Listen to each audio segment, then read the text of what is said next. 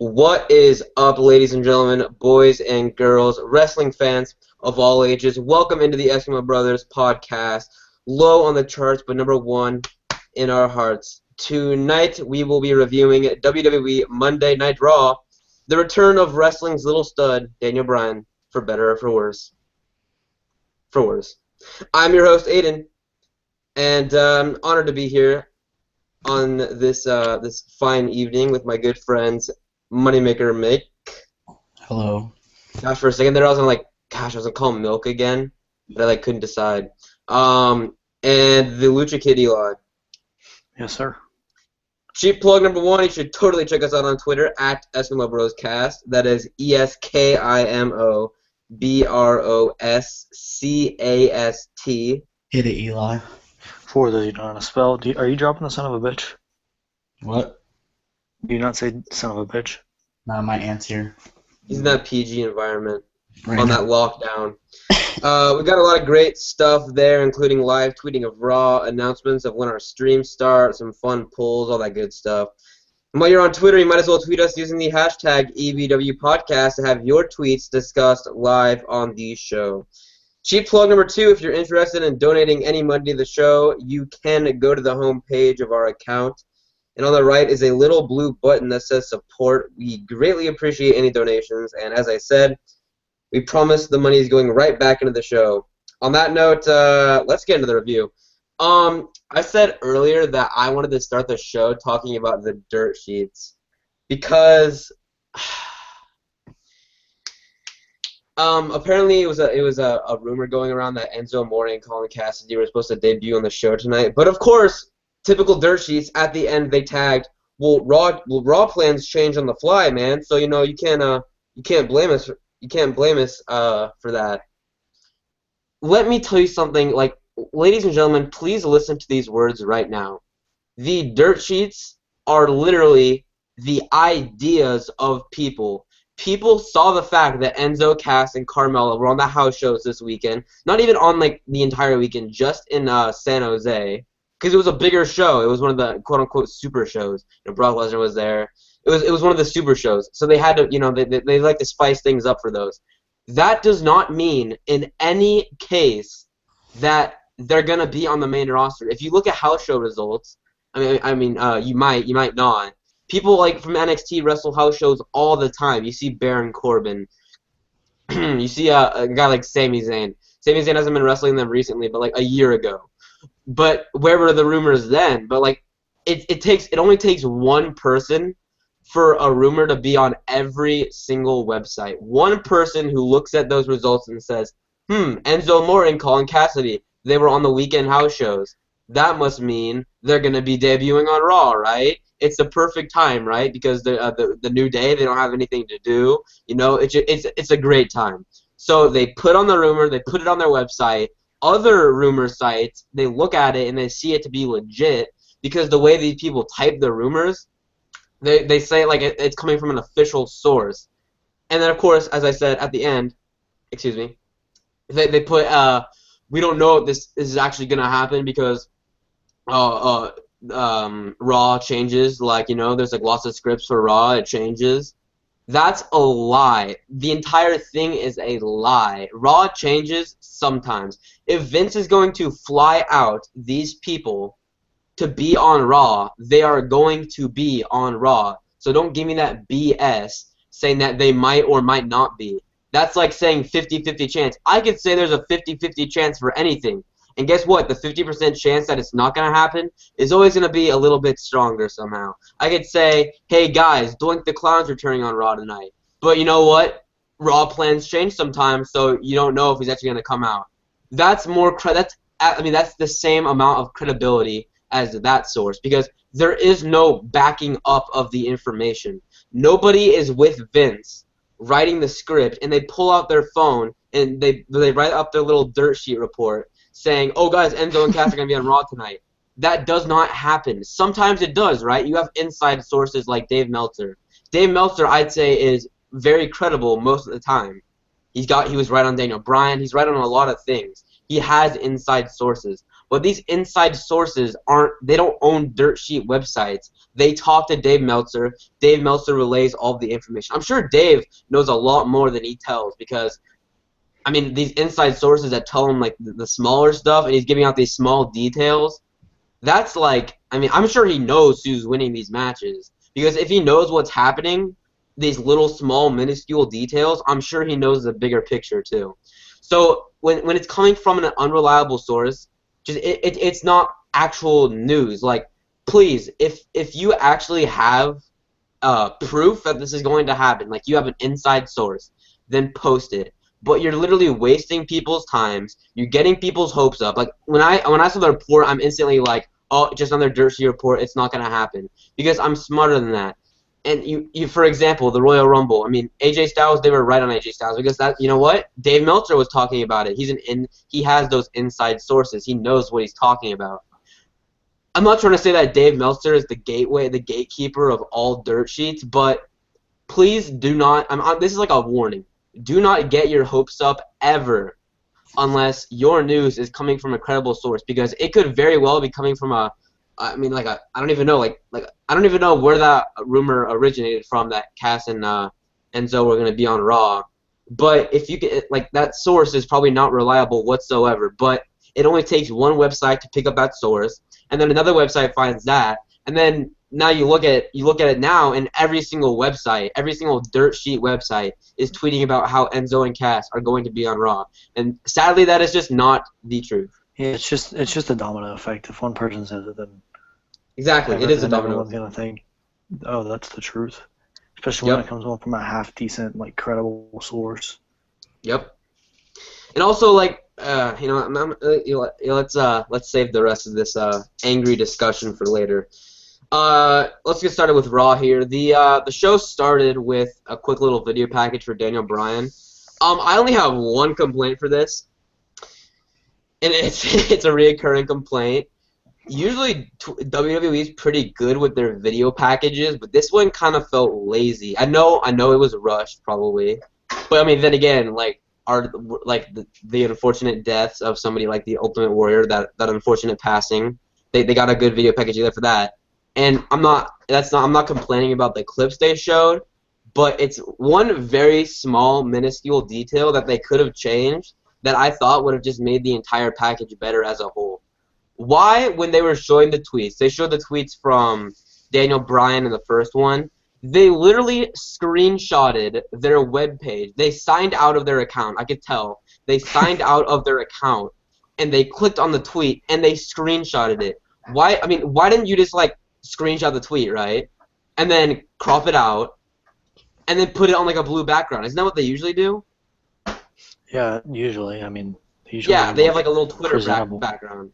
Yeah, it looked nice, but no, literally tonight. And then they get to like the other video package after this. It had tweets from Sammy, Roman, and Brie, I believe, and they did the same thing. They didn't crop the tweet.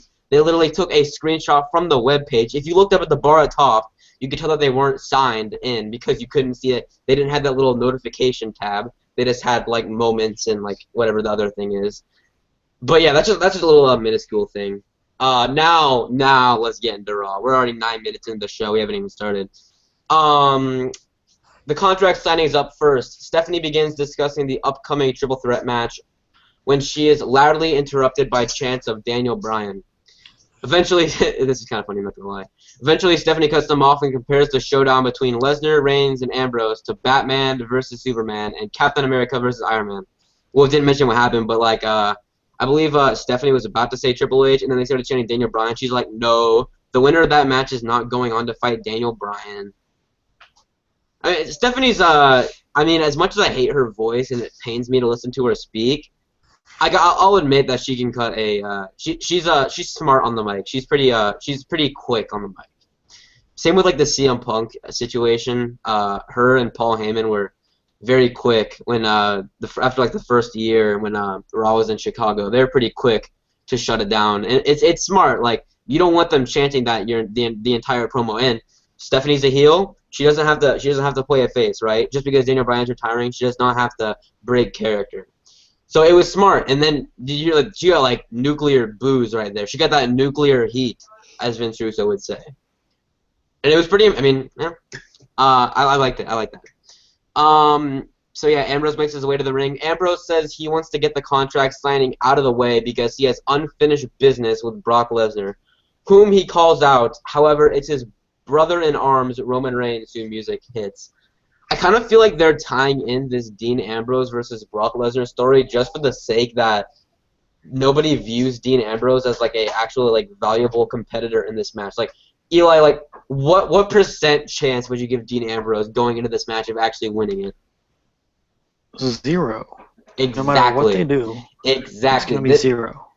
Now the smart wrestling fan would say 0, right?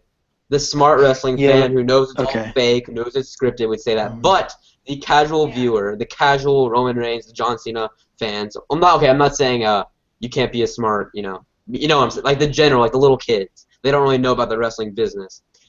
They're building up Dean Ambrose for them. Having Dean Ambrose do what he did tonight to Brock Lesnar, actually taking him down, that was for them.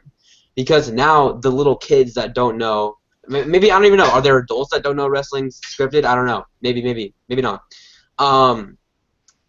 They're building Ambrose up for them, and now they actually think Ambrose has a chance, which I do applaud them for doing because again, like wrestling is something that you can never please everybody with. You cannot make everybody happy with what you're doing.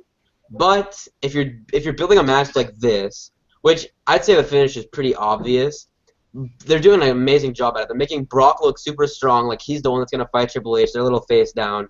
Roman is probably the obvious winner because, you know, what else is he gonna do? And then you have Dean looking strong against Brock Lesnar, which, you know, it's good booking.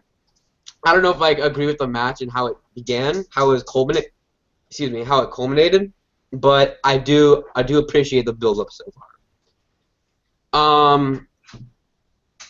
far. Reigns says pretty much the exact same thing as Ambrose said because he's that original, and Stephanie says Reigns always steals Ambrose's spotlight. Stephanie then introduces Lesnar to a big pop. Did anybody find that interesting that Stephanie mentioned that? Yeah, it was kind of weird. I didn't really watch the first half of the show or the first hour of the show, but it seems a little strange. Oh yeah. Just the way she said it too, like she kind of like forgot she was gonna say it, but like she had to throw it in there. Like she just casually slid it in. Not casually. It kind of seemed like forced. So I don't know. Maybe as I said, like I'd like to see a Dean Ambrose Roman Reigns story. From WrestleMania to SummerSlam, maybe culminating at SummerSlam. Toss Seth Rollins in there while you're at it, and bam, you got yourself a bona fide main event. Brock Lesnar and his advocate, whose name escapes me, makes their way to the ring. Heyman is about to begin his promo when Stephanie cuts him short and says they all want to get it over with. All 3 men sign the contract and Stephanie leaves. That was kind of... This entire segment kind of seemed awkward to me. I'm not gonna lie.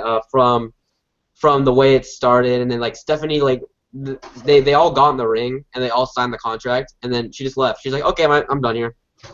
But they stayed in the ring. Like earlier in the promo, she said like she's here to stop any fighting. Like there's not gonna be any fighting in my ring. But she literally left before the other guys did. So you're leaving all 3 men along with Paul Heyman in the ring. So, I mean, like, WWE logic there for you. Anyways, Heyman tells Ambrose he should ask his big brother what the difference is between an authority beatdown and an authoritative Brock Lesnar beatdown. The fans start to chant Suplex City, and Dean Ambrose starts to look angry. Seconds later, Brock has flattened both Reigns and Ambrose. He just, like, threw the table at Roman. Dean rounded the table in the center of the ring and squared up to Brock, who immediately tossed him over the table into Reigns before lifting the table and throwing it into Reigns' face. Dean Ambrose then ate an F5 and Brock left the ring. Triple H came out and stood with Stephanie on the stage as Lesnar looked on from the ramp and Reigns stood over Ambrose in the ring. This segment was okay, I guess. Mike, are you here? Yeah. What do you have any comments on the segment? Nah, not really. Yeah, okay. I have something to say. I don't think they did this intentionally. Like, I don't think it was on purpose. But when Triple H came out, I did not like the fact that he was standing. He wasn't standing directly behind her, but he was standing like slightly behind her and like skewed from Stephanie, like just like a little angled. But I did not like the fact that he was standing behind her in any way. Because Brock is standing like Paul. Here's Paul trying to push back Brock Lesnar from attacking Triple H, and you have Triple H over there, big nose, smirking while standing behind Stephanie. It just like if you're gonna have a world champion that is not wrestling, at least have him look strong. And I'm not talking about like, okay, I know it's a heel thing to do to hide behind somebody, but you're hiding behind your 40-whatever-year-old wife. Bro, I mean, again, I don't think they did this on purpose, but, I mean, it's something that could have, like, I wish Triple H stood in front of her, because I know Triple H, he's a prideful dude. I mean, did you not just see his promo last week? He talked about, like, oh, this is my church, this is my religion, you know. Was that last week or was that 2 weeks ago? It doesn't matter. He still said it. Yeah, that's all I gotta say about that, to be honest. Michael Cole, Byron Saxton, and JBL discussed the upcoming Daniel Bryan segment and showed tweets from WWE superstars thanking Bryan. I think it was they showed Roman, Sammy, and Brie at this point. You know, I got excited for that one. And then Sami Zayn. And then back from break, and we get a reminder of what just happened. See, now Isaac brought up a point. I forget what his point was. It was about the repetition. He was arguing it with my point. But, dude, this literally just happened minutes ago. And they are playing like a 45-second video package of what happened. I remember what happened, Vince. You don't need to remind me about that, man. Goodness gracious. Sometimes, man. Just sometimes. Anyways, backstage, we see Ambrose and Reigns frustrated. Ambrose says he will get Lesnar before the night is over. Kevin Owens makes his way to the ring for our first match of the night. His opponent, Dolph Ziggler. So, I mean, right when you thought Dolph Ziggler versus Kevin Owens could not happen again, guess what? It's happening again. Also, I mean, if you like seeing Ambrose stand backstage, get ready, guys, because the dude's not going to move for the next hour and 30 minutes until he goes out to fight Brock Lesnar. He's standing there. He has, like, 3 backstage segments where he's literally just standing in place. Like, I don't, like, is that how you really want to perceive? You want to, I mean, not perceive. You want to portray your wrestlers, Vince? That they just stand in place backstage with a camera in front of them. Like, they don't want to, like, you know, go get some food, you know, talk with their friends. Nope. Like, what's Roman doing? You know, Roman's not hanging with them. Roman came up at the end for the last segment. But other than that, Dean's just chilling, you know, being salty, like just stewing in his salt. I just, you know what? Just, I mean, I don't even know what to say about that.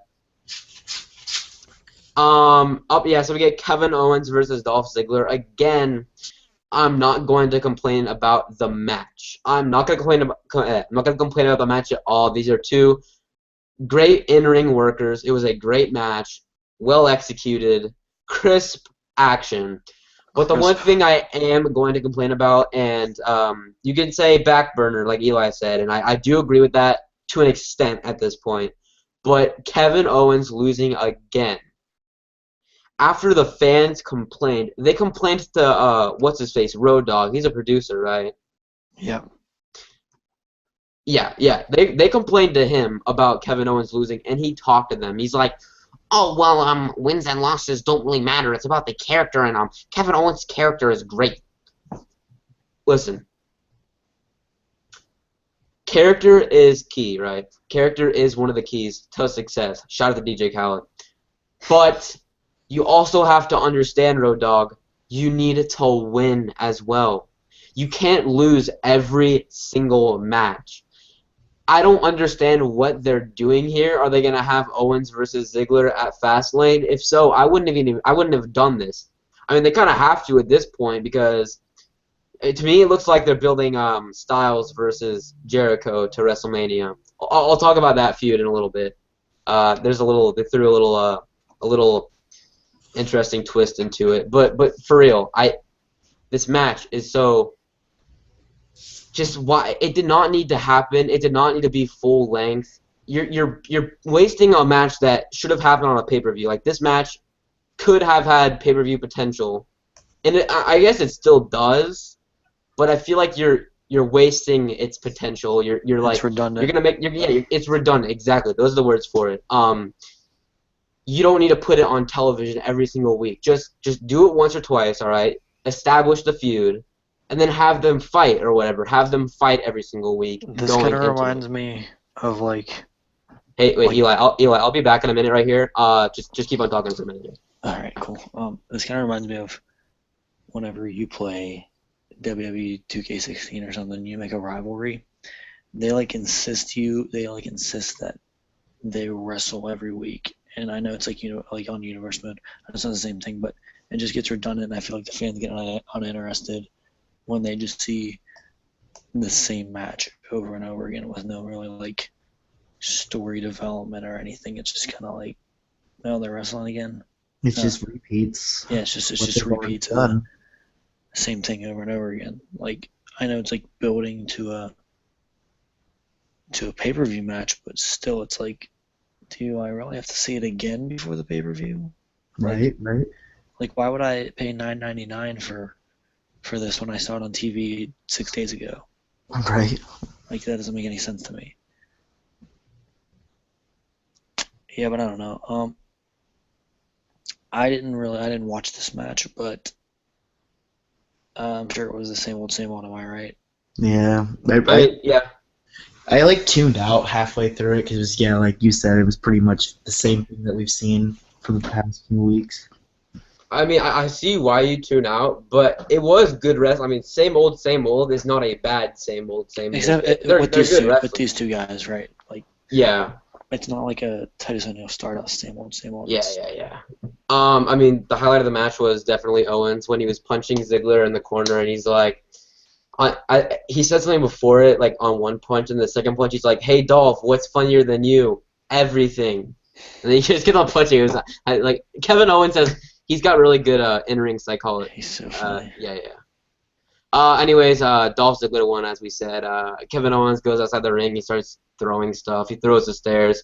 Shout out to Big Show and Eric Rowan. That was vintage. That was vintage Eric Rowan right there.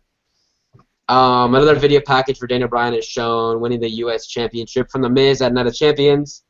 Back from commercial, and the Usos are backstage with the Dudley Boys. The Dudleys suggest they are more deserving of a tables match with the New Day than the Usos.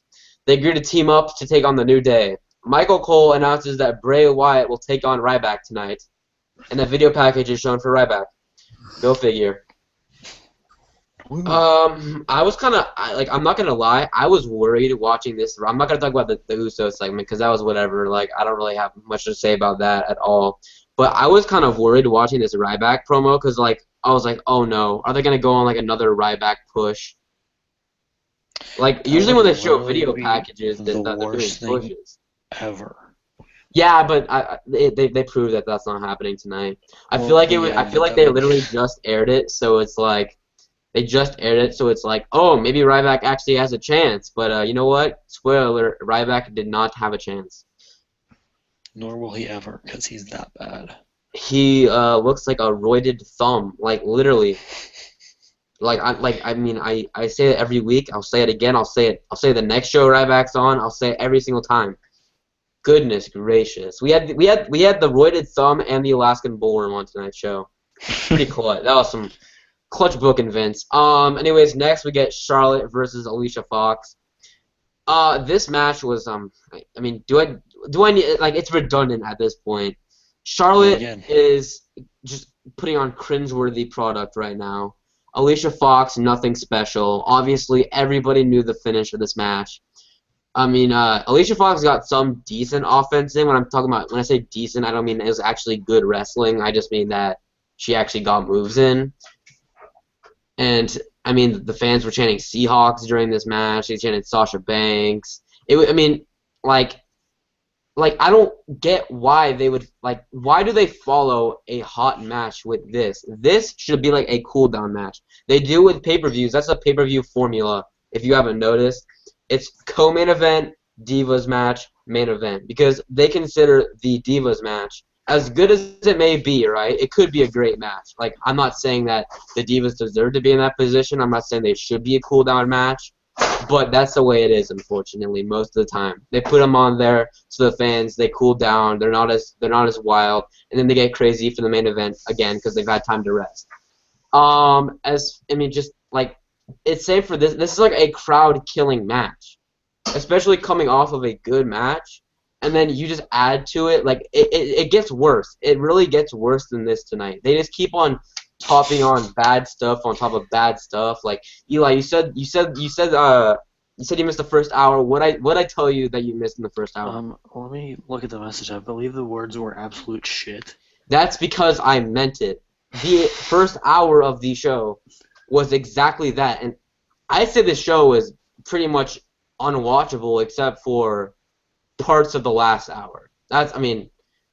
Miss TV was okay, and that's next. But I don't want to see talking segments. I want to see good wrestling. You cannot forget that this is a wrestling show.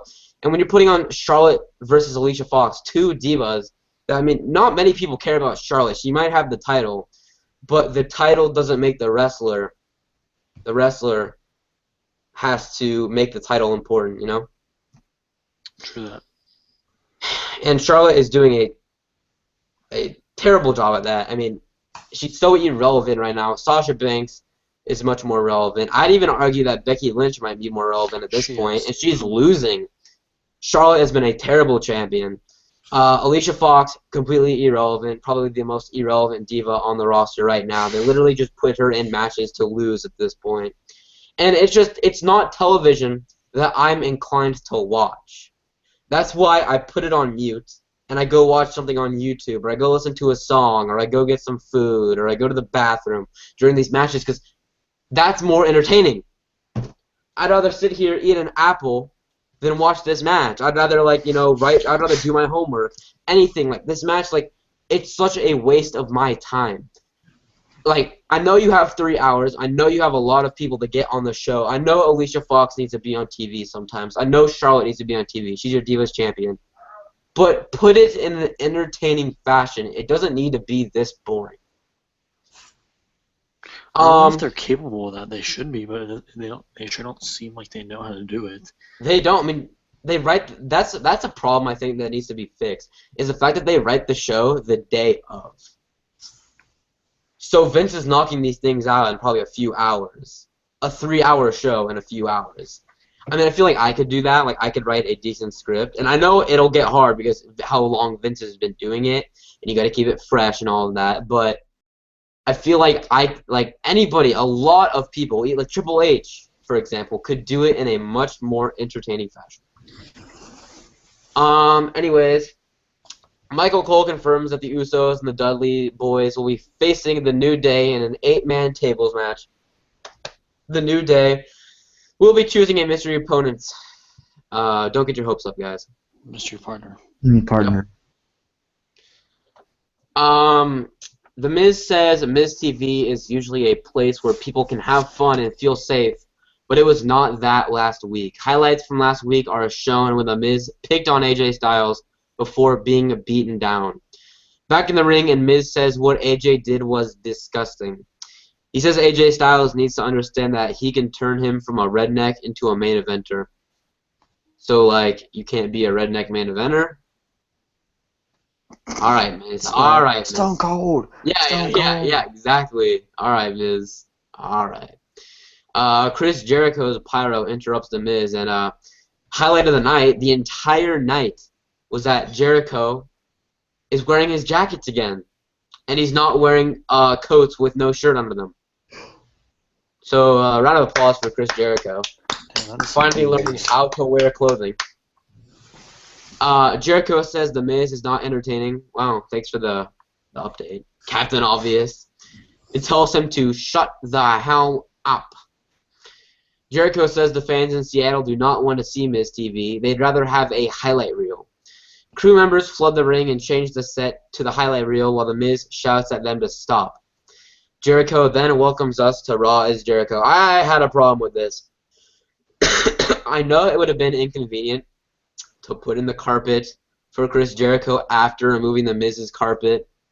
But are we really that dumb that like we don't know that this is scripted? That they have the uh the highlight reel carpet underneath the Mrs. carpet? Like, did it just magically, like a magic trick, like, watch as I make this carpet appear under Mrs. The snap of the fingers, there it is. Like, we're not dumb. Like, I don't even think the casual viewer who doesn't know wrestling is scripted is that dumb. They're probably asking, why is that already there? Like, I get it, it's a cool moment, like, ha ha ha, he just got shut out. But did you really have, like, that's just like a little, like, I know I'm nitpicking right now, but come on. Come on, Vince. Jericho introduces The Miz as his guest and points out how much trouble AJ Styles has given The Miz, even showing The Miz losing part of his tooth.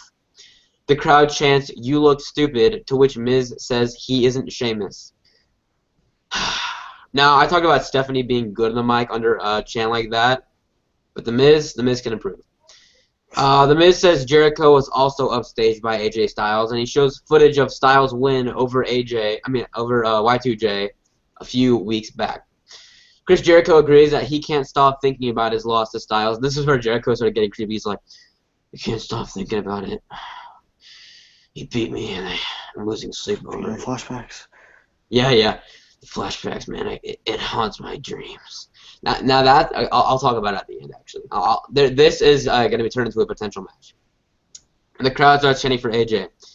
Jericho says AJ is good, but he doesn't know if he's good enough to beat Jericho twice. The two will face off on SmackDown this Thursday.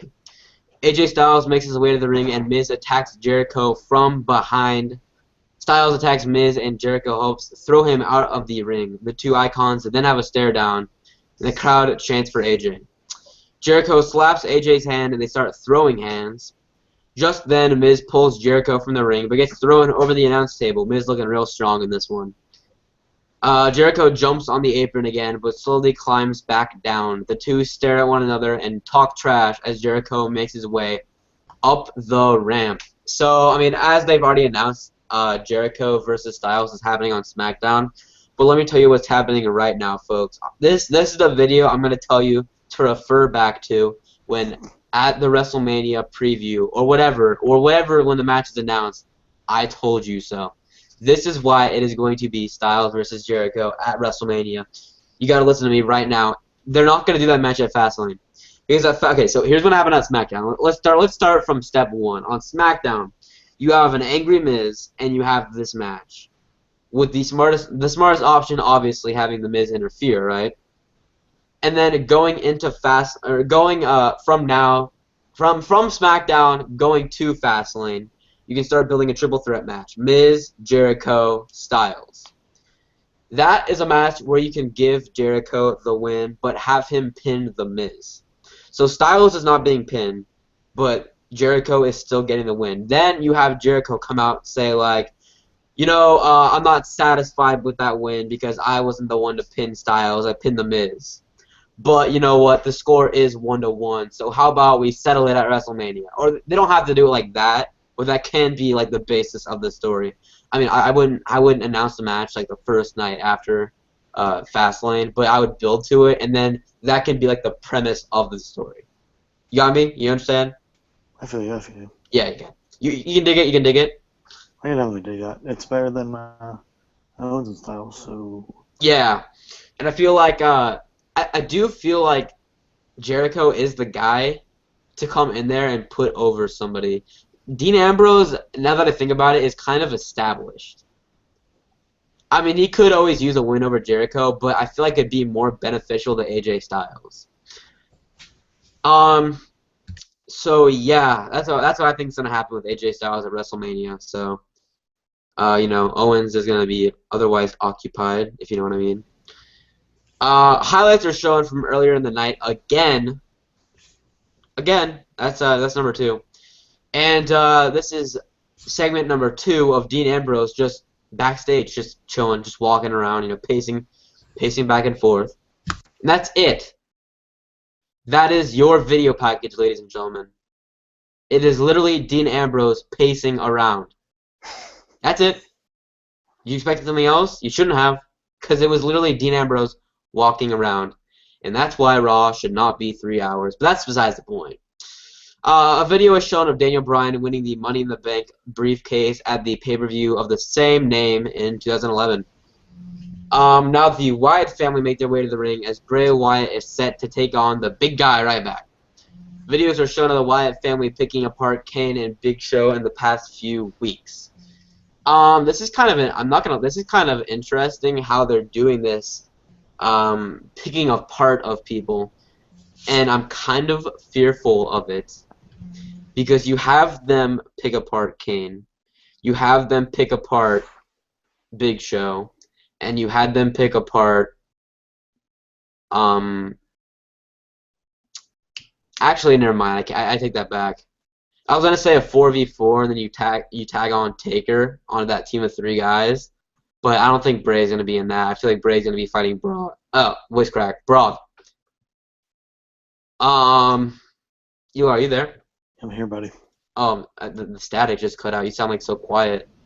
My bad. No, it's fine. It's fine. So yeah, we get Bray Wyatt versus Ryback. This match, I don't know what to say about it. It was not terrible. It was okay. Bray Wyatt won, which is good. Ryback was like a roided up thumb. That's all I can say. The highlight of the match was Bray Wyatt standing over Ryback after they destroyed him post match, just spewing a bunch of nonsense. Just like talk like I like that. Like I know like the fans can't hear it, and the fans in the arena are probably like, what's going on right now? Bray Wyatt has been standing over him for 45 seconds. But I mean, if you're watching at home, it was pretty cool. Like, you know, Bray Wyatt's talking about praying and stuff, you know, all that good stuff. Say your prayers, thank the big man upstairs, eat your vitamins, all that good stuff. Drink your milk. Yeah. It's a good month. It's a pretty fitting month to make a Hulk Hogan reference. That was bad. It wasn't. It really wasn't. I mean, that dude. I mean, you can put that one on me. You could put that one on me, but that one's on Hulk Hogan. Dude put himself in that hole. I'm telling you, he didn't mean to say it. He meant to say super dope. I'm sorry, brothers. I meant to. That's still the funniest thing ever. Oh, goodness gracious. I mean, honestly, I was not trying to offend with that statement. I'm just saying, Hulk Hogan is a tool. He might be coming back though. Gosh dang! If Hulk Hogan wrestles at WrestleMania 32, I'm just gonna cancel my subscription. Just kidding, I won't. I probably won't. I say I will, like every single other fan that says they will, but I won't really, because I love WrestleMania. I love you, Vince. Hulk Hogan versus The Undertaker. Yep, that's what Eli was talking about. And if that happens, I'm just gonna abduct myself. Like, aliens, you don't have to abduct me. I will abduct myself. Kane and Daniel Bryan's hilarious Team Hell No is shown to commemorate the career of Daniel Bryan. And yep, so a nice little video package there. These are pretty much scattered throughout the entire night. More tweets are shown from superstars celebrating Daniel Bryan, with even Vince McMahon congratulating Bryan on a fantastic career. His speech will be later in the night. The New Day are backstage polishing a table, and Big E is singing. Xavier Woods is making calculations about the table when Renee Young interrupts him. She asks if they found a partner yet, and they insult her intelligence. They will find one soon, and they commence singing. I found this segment to be borderline entertaining and obnoxious. I feel like some parts of it were pretty funny. I like Big E singing. I like the fact that they're like polishing the table. That was pretty funny. I didn't like the part where he's like, if we put the Uso or a Dudley in this exact spot, like that's pushing it, all right? Like, it's pretty funny, but please don't, like, you're forcing words that don't need to be said. Like, that did not need to be said, Xavier. And I love how Kofi looks like a grandma with his glasses. Those were still. And he's looking at Renee like Renee is like his like little like child that just like stole something from stole a candy bar from the local liquor store. It was pretty great. It was pretty great. I'm not gonna lie. He has like his hands on his hips, like he's all like salty. That was pretty funny. So yeah, I mean, oh well. But by the way, tonight we're gonna be grading the matches. We're gonna go through everything, and then we're gonna grade the matches at the end. Because I would have actually said we're gonna grade the matches after we review them, but I forget, and I don't want to interrupt the flow. Dean Ambrose. Dean. Oh goodness, can you hear me, Eli? I can. Okay, so it's Mike. It's Mike's mic that makes like that staticky sound. I'm Whenever muted right now. So yeah. Whenever you mute, it sounds like It sounds like you guys are all gone because Eli's mic is so quiet. oh, Anyways, Apple so Dean Ambrose is shown backstage again. He's backstage again. standing in the same spot. So the third segment, he's literally just What is Vince thinking? Having Dean Ambrose stand backstage, doing nothing. He's literally standing. He's just shown backstage. Are you that desperate to waste time? Goodness, just tag on an extra minute to some match. Goodness gracious, you don't need to. It's such a waste of my time. It's a waste of every single wrestling fan. Hell, I don't even think Dean Ambrose fans are excited to see 3 segments of Dean Ambrose standing backstage. Goodness gracious. And you know what? You want to add insult to some injury? Guess what's next? Titus O'Neil versus Adam Rose. Who cares about Titus O'Neil versus Adam Rose? Adam Rose won. Who cares? Like, I wish I could care, but it's Titus O'Neil, right? They've been building up Titus for a few weeks. Rest in peace, his momentum. I don't know. Like, Vince is like, never mind. Just give him a loss to Adam Rose. It's ridiculous. Like, why are you gonna build up Titus for weeks? Have Stardust job out to him. Have Tyler Breeze job out to him, who I think Tyler Breeze actually has potential. I think Cody Rhodes has potential, not Stardust as a character. Cody Rhodes does. He's a great wrestler. I'm not going to dispute that. I will never tell you that Cody Rhodes is a bad wrestler, but I can never get behind the Stardust gimmick. I can't take it serious.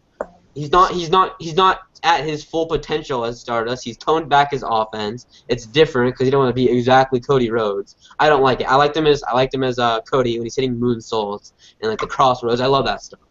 I love Cody Rhodes. I don't like Stardust. But Tyler Breeze has potential in the character he is in.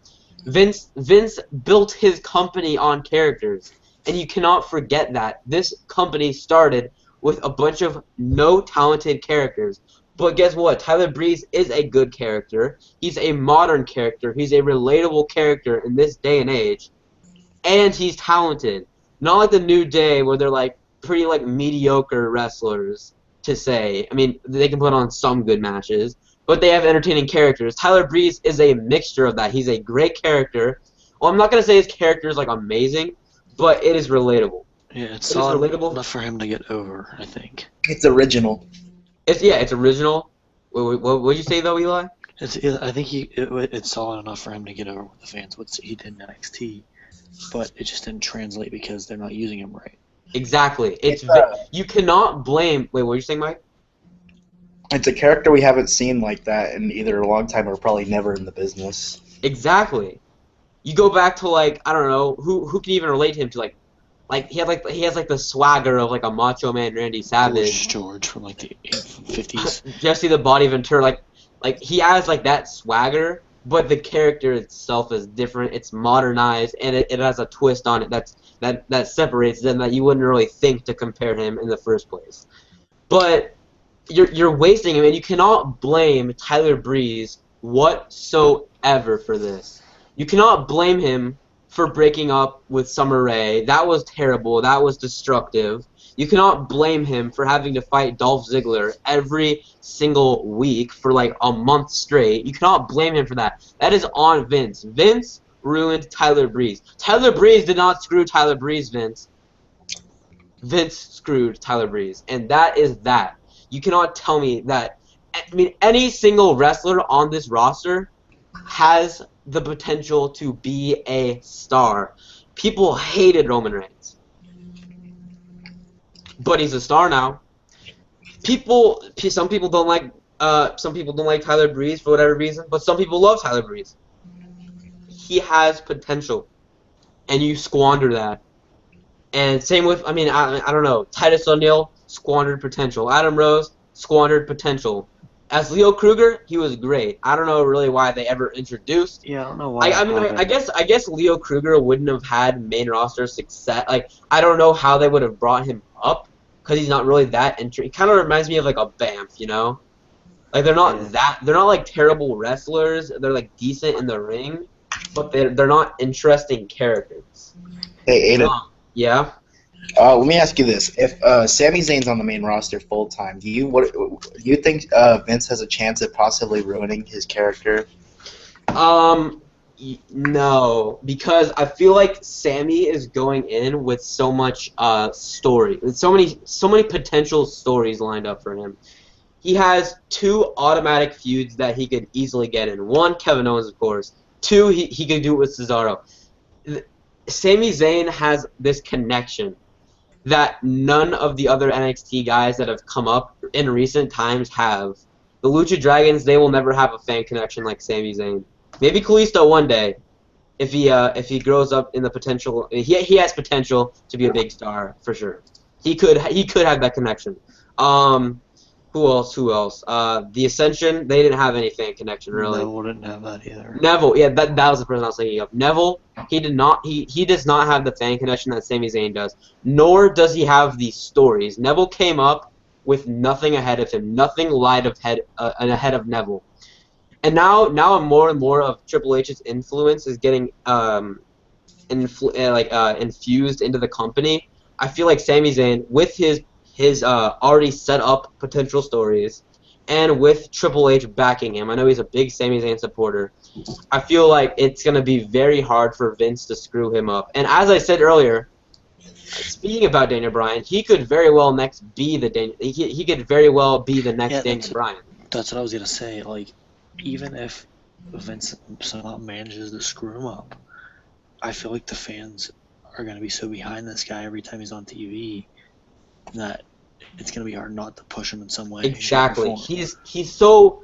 I can't say enough good things about Sami Zayn. It's not just that he's an amazing wrestler, which he is, but look at a guy like Neville, all right? Is Neville good on the mic? He's like whatever. It's standard, okay? But I mean, have you guys watched the video that's pinned to my account? Yeah. Yeah. That is like pure passion for what he's doing. He's like screaming, he's like, he's getting so angry, so like I can feel like the emotion. Like Sami Zayn connects so well with the fans. He tells amazing stories in the ring. He's an amazing mic worker. He's got more passion. You could argue he's got like one of the most passionate guys on the microphone in the company today. I might even I don't know who else is that passionate. I don't know.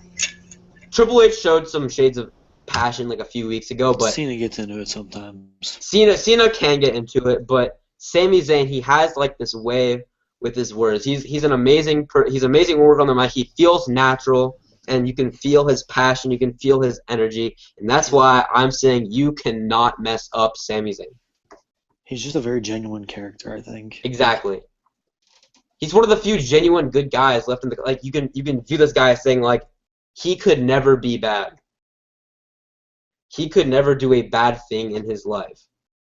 Like people were freaking out when he was fighting with Neville when he kind of like was he was kind of getting like he wasn't like a heel but like he wasn't really near tweener either, but he was like he wasn't that clean babyface anymore. People were freaking for that because you don't expect Sami Zayn to do something like that, right? You expect Sami Zayn to be this squeaky clean guy who could do nothing wrong, who's just here to wrestle and win. That's it.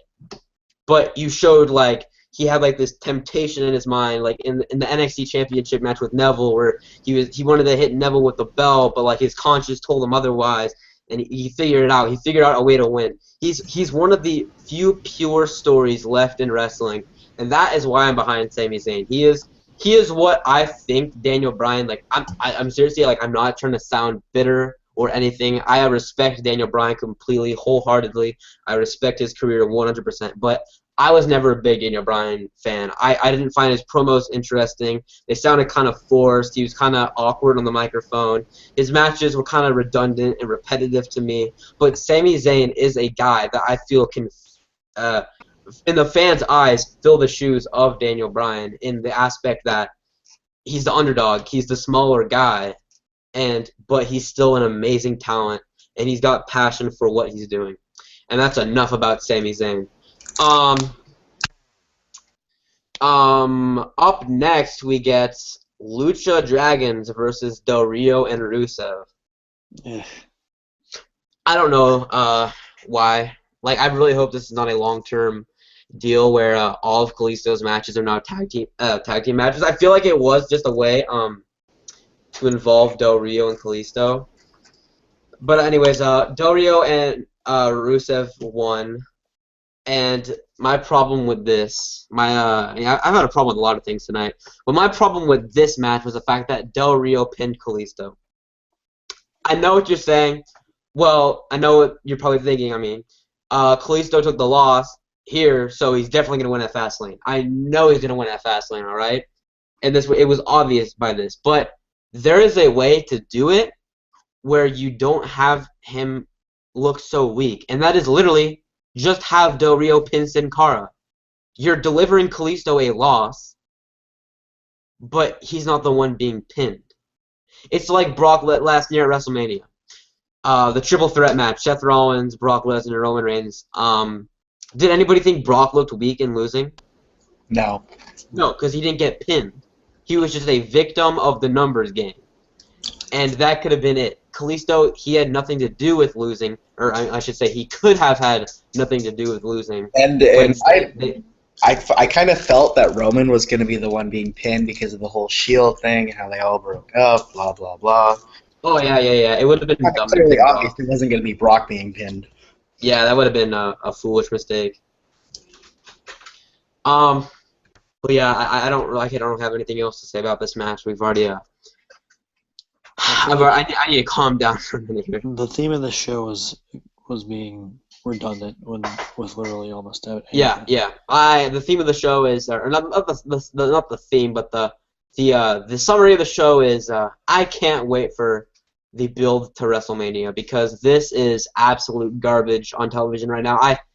I'm struggling to sit through these 3 hours, to be honest. Like it's rough to watch, and matches like this just kind of prove that. I mean, it wasn't bad. Again, like all of these matches, like that they have, I could go through this show in 5 minutes saying it wasn't bad, but it could have been much different. It could have been much better, or it could have been booked differently. It wasn't bad, but this. It wasn't bad, but there's always something wrong with it, and I feel like I'm not trying to be like a fan that's like sitting here and complaining about every little thing, nitpicking everything, but these are basic improvements that Vince can make to the show that he could. Like it's not like I'm asking for him to sign like Adam Cole or sign some like indie legend so he can save wrestling. I'm literally just asking like, can you please like redesign some of these things so the fans might be interested in it? I'm not the only one. I go on Twitter, I see how the fans react to this kind of stuff, and they're bored by it. I know they're not going to lose viewers because they want to watch the stuff that entertains them, and that's why Vince is so smart. He's a little genius. He mixes in the good stuff with the bad stuff, so you have to stay and watch it. But I mean, yeah, that's all I got to say about that. Afterwards, R-Truth is shown walking around outside of the stadium earlier today. He says he's looking for the Jimi Hendrix exhibit, and Goldust appears dressed as Hendrix. Goldust says he's Jimmy, get it? He proceeds to smash his guitar against a wall before being dragged away by security. I'm gonna say the exact same thing I said for the New Day promo. It's pretty much teetering on entertaining and funny, and then just kind of being like childish and awkward. Did you see this segment, Eli? Yeah, I watched it. It was kind of weird. Yeah, I feel like they're pushing it. I didn't really like. I think like where backstage. I have a question. Yeah. And I'll see if I can answer this. And Mike, I want to get your opinion on this too. Where is this going? Mike, where do you think this is going? Where do you think this R-Truth and Goldust thing is actually going? probably gonna have a few more of these segments in the next coming weeks, and then maybe they'll finally end up tagging. I don't know, something like that, and then maybe possibly down the road they'll split up and have a Cody return, maybe. It's definitely possible. It seems so open and confusing right now. It's like they could do just they could just make them a tag team, like a comedy tag team, or they could bring Stardust / Cody into it somehow, which I'm sure the majority of people want to see. I don't know. It just seems it's so dumb. Yeah, I bet if you asked Vince, like, hey Vince, where are you going with this? He's like, you know where I'm going. I'm going places.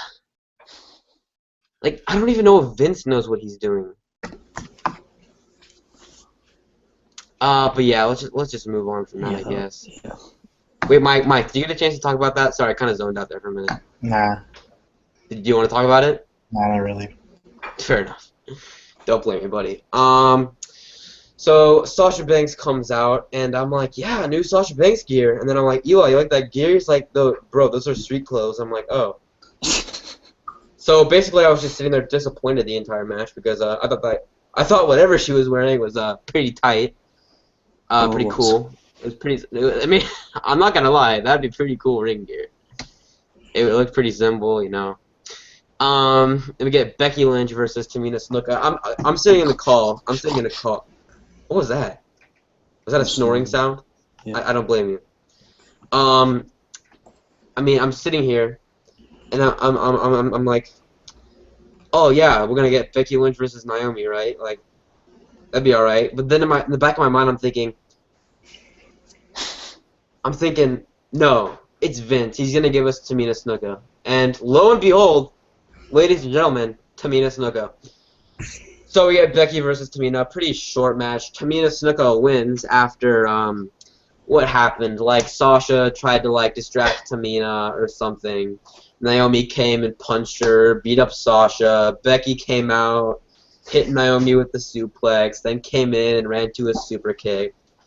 Very predictable ending, but yep, that's all she wrote, and that's all I'm gonna say about it. The New Day are backstage attempting to butter someone up who is off screen. They tell him he should wear a unicorn and become even greater than usual.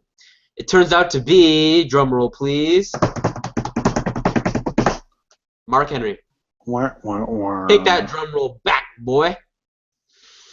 He puts on the unicorn horn and then starts blowing Xavier's trombone.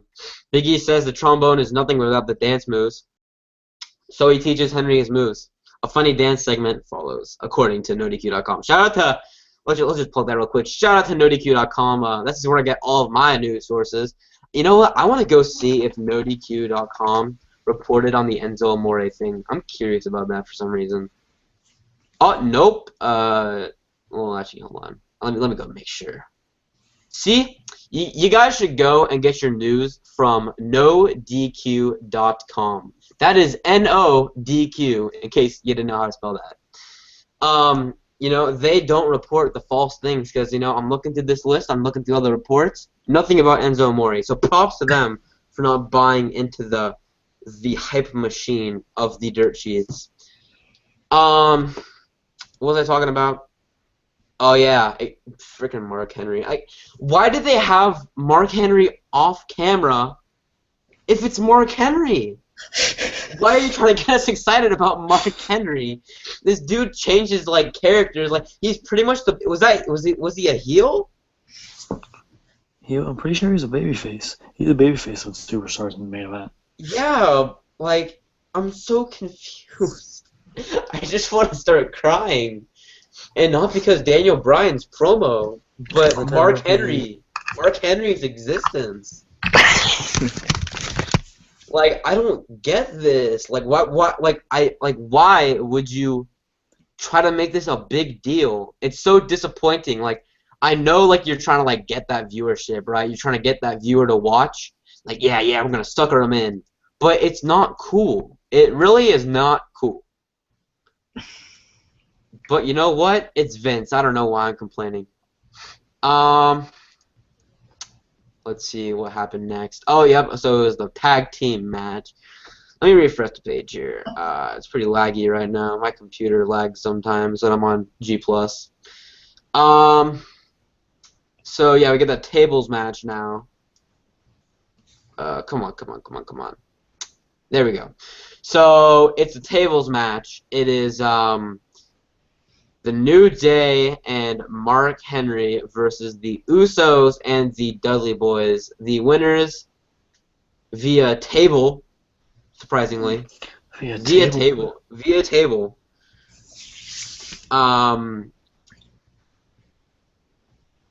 The Dudley Boys and the Usos. I'm sorry, I just got a DM. I'm pretty off topic, off focus. Sorry.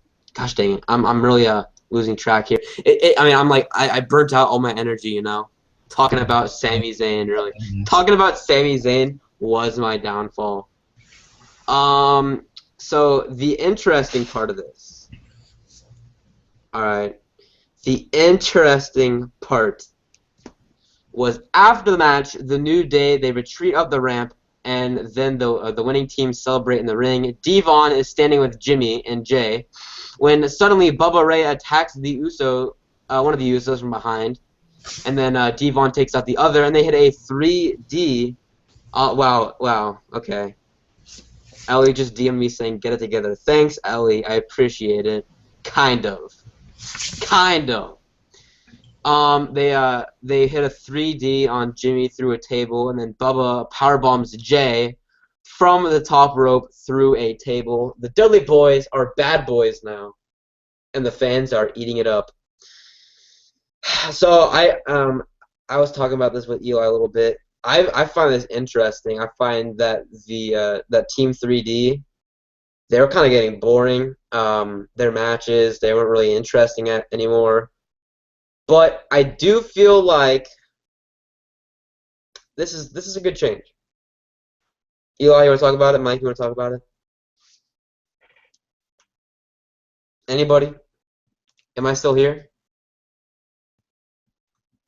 Mike, can you hear me? Yeah. Oh, okay, cool. Mike, do you want to talk about this match or the idea of the Dudleys being healed? Well, it's actually pretty cool to see them turn heel, to be honest, since they've been face since like they came back to the WWE.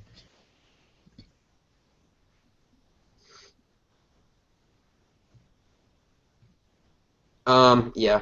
Sorry, I'm just so distracted right now. So after that, we started getting that Daniel Bryan promo. Daniel Bryan comes out. The tears, they fall for many. So yeah, Daniel Bryan's music hits for the last time. Actually, not really, because he's still gotta leave with the music, you know. But that's besides the point. Bryan enters the arena and starts the yes chants. As seen on Twitter recently, Bryan's signature hair and beard are gone. Well, I mean, like, part of the beard's gone, but part of it remains. Not important. Bryan receives a standing ovation from everyone, including the announcers. Fans chant and cheer for several minutes as Bryan just stands there smiling. Bryan says he will never forget the feeling of having them chant his name, but now it's time for him to address the elephant in the room, and the fans chant no. Then he jokes that he didn't want to shave his beard either. He says he cut his hair for a children's charity that makes wigs for sick kids, and he had to shave the beard because it looked silly. Jeez, how could you not love this guy? On to the more serious stuff. Bryan talks about his many concussions since he started wrestling 16 years ago. He says he's at a point where he cannot wrestle anymore, but he fought that for a long time. He trained to return because his many tests suggested he was fine. He loves wrestling in a way that he had never loved anything else. The fans cheer, and Bryan starts to tear up. A week and a half ago, he took a test, and it seems his brain isn't that okay. He has a family to think about, and he wants to have kids soon, which gets a big pop from the crowd. They chant yes, and Bryan jokes. That's pretty funny. That's what Bree says all the time. And the crowd starts chanting, that's what she said. So that was a nice little moment. Vince was probably getting red in the face about that one, though. With a heavy heart, Bryan officially announces his retirement. But if there's one thing to take away, it's that he feels nothing but gratitude now. He's gotten to do what he loves for 16 years. He says he loves the Seahawks. He loves that no matter how he feels, he smiles every time his music hits and the fans react. He loves hitting the ropes and diving through for a suicide dive. He loves that he wrestled in gas station parking lots and in front of 70,000 in New Orleans. He loves that he has met guys like Kane, William Regal, and children like Connor. He's grateful. He talks about how the fans got behind him. He says it didn't make sense for a guy that looks like him to get the reaction he got. He's grateful that the fans in Seattle hijacked Raw 2 years ago, during a championship coronation between John Cena and Randy Orton. The reason he's so grateful for that is because his father was in the crowd that night, and he got to see his son be adored by thousands. And that was the last time his dad saw him wrestle. That one got me. Like, he started tearing up big time at this point. That got my heart. It weighed on my heart. I didn't cry. I know a lot of people did cry. I saw lots of tears on Twitter. I saw people posting pictures of them crying. You know, I usually have a pretty strong heart for this, but I would be lying to say that it did not weigh on my heart to hear these words. Brian is grateful because he got to meet Brie Bella through wrestling. He's grateful because he got to come out in front of his hometown fans and announce his retirement. His mom and sister are in the crowd tonight, and he gets to share that moment with them, as well as everyone else he loves in the back. Daniel Bryan is grateful. Tomorrow morning, he starts a new life, one where he isn't a wrestler, but that's tomorrow, and tonight he wants one more yes chant. The entire crowd chants along with Bryan, and Brie Bella makes her way down to the ring. They kiss, and Michael Cole says, "We are all grateful that Bryan was a part of the WWE," and the celebration continues on the WWE Network. I'm going to note that, too, in case you missed it, if you're watching our show instead. Thank you for that if you're watching this instead. What happened was, after Raw went off the air on Monday, Bryan continued celebrating in the ring. The entire roster came out on the ramp and applauded him. Bryan hopped out of the ring and high-fived all of the fans at ringside. As he was walking to the back, Vince McMahon came out and gave Bryan a big hug for the network cameras. Bryan then walked to the back to close out the event. So, yeah, I'm getting emotional just talking about it, to be honest. I almost teared up reading that. I mean, I can't say enough about Daniel Bryan. I mean, I wasn't the hugest Daniel Bryan fan, but you have to appreciate a guy that he put his life on the line for this business. He came back when he didn't have to. He really risked his life, because if he messed up, if he had that big surgery, he comes back. He could have like paralyzed himself if there was a mistake in something he did. And unfortunately, I mean, honestly, I'm thankful for the fact that he got a concussion instead of like having a life deterring injury instead, because I'm glad that it was something that he can live the rest of his life happy instead of having to deal with a medical problem for the rest of his life. Like, I don't know, like, he said, like, his brain isn't okay. I don't know exactly what he meant by that. Like, I hope he doesn't have any problems later in life. But, I mean, this is a dude who gave 16 years of his life to the wrestling business. And as this entire promo was based around, I am grateful for that. I was never the biggest Bryan fan, as I said, but I am grateful that I got to see him wrestle. I mean, when I started watching wrestling, he was always a breath of fresh air. For the typical, you know, the John Cena, all that nonsense. He was a breath of fresh air, and he's gonna be missed by a lot of fans, as I know. I know a lot of people were emotional tonight. And yeah, so it was a beautiful moment. I mean, do I even dare like bother nitpicking the fact that Brie Bella came out? No, I mean, I wasn't a fan. I'm just gonna say Brie Bella should not have come out, because that was. I know you're gonna be like, but Aiden, that's his wife. I know. I'm just laughing because I feel like people are gonna get upset that I'm talking about this. But I seriously, like, it's just the little things that, and I know, like I don't know, it might not have even been a part of the entire thing. Like, she might have just come out on her own accord. But I don't know. I just feel like Brie Bella coming out there and they're just like, I feel like it shouldn't have, like, when she came out at WrestleMania, right, when he won the titles, why can't it be just about Daniel Bryan, right? Like, why did they save Brie? They kept Brie off of Raw, and she was just announced as having a title match at Fastlane. But you know what? She was kept out of the situation. She just let her best friend Alicia Fox get beaten down. Alright. Could she have not, like, been a part of that and then have come out? Like I don't know, like, I don't think it was necessary for her to come out. I'm not saying by any means that it was distasteful. It was not like a wrong call. I'm not saying that WWE should be ashamed for doing it, but I feel like it kind of put, I don't know, maybe it's just you and I. Mike, what did you think about it? Yeah, like you said, it should have just all been about Daniel Bryan. Just let D. Bryan Yeah. have his moment. Like, Yeah, like, I don't know if, like, how many people, like, besides us three agree with that, but, I'm not trying to sound like, I'm really not trying to sound like a jerk right now. Like, I'm really trying my best not to, but I thought that we could have done without it. But yeah, that was the end of Raw. So now let's go through all of the matches and give them grades. Starting with number 1, Kevin Owens versus Dolph Ziggler. As I said, this was a very good match. I'll give it a B, a straight up B. Mike, what would you grade it? I'll give it a C. A C. And Eli, you weren't there, right? I shall split the difference with a B- since I did not. All right. Then Charlotte versus Alicia Fox. I'm giving this one a D, a straight up D, because I just no. Mike, would you grade it? D-. D-, and Eli? I'll give it an F- just based on the names. I did not I don't blame you, man. I don't blame you. Up next was Bray Wyatt versus Ryback.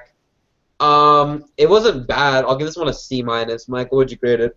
I give it about a C. Alright. Eli, would you grade it? I'll go like C. A C? Alright. Change that gear though, Ryback, please. Seriously. Goldberg. Yeah, seriously. He's just trying to feed the smarks. Titus O'Neil versus Adam Rose, F. Just why? Mike, would you grade it? F. Like, when I say F, I don't mean it was like a terrible match, but it just did not need to happen whatsoever. Eli, would you grade it? F. F. Let's see. Lucha Dragons versus Del Rio and Rusev. Another one of those matches that was, like, not bad, but could have been better. It could have been a different situation. So I'll give it, I'm teetering on, like, a C+ and a B-. But I'll give it the benefit of the doubt. B-. Michael, would you grade it? C. C+. C+, alright. Up next was Becky Lynch versus Tamina Snuka. Y. Yeah, exactly. W for Y. Mike, what'd you grade it? F. F. And Eli? Give it like a D+. D+. It's just one of those matches that does not need to happen. Tables match, that 8-man tag team match. I'll C+? C+. I'll give it a C+. Mike, what'd you give it? I give it about a B-. B-. And Eli, what'd you give it? I'll just give it a B. B. Alright. Split. And that was the main event, wasn't it? That was the main event. So, yep, that's gonna wrap up our show. Thank you to everybody who tuned in tonight. Thank you to everybody who's going to be watching this show in the future. Thank you to every single person that is hearing these words right now. As I said earlier, please make sure to check us out on Twitter at Eskimo Bros Cast. That is EskimoBrosCast. Hit it, Eli. Hit it, Eli. Well, Eli's just dead, so Mike, just hit it for us. For those of you who don't know how to spell. There you go, buddy. There you go. And yeah, have yourself an amazing night, and we will see you on Wednesday. Peace out, everybody.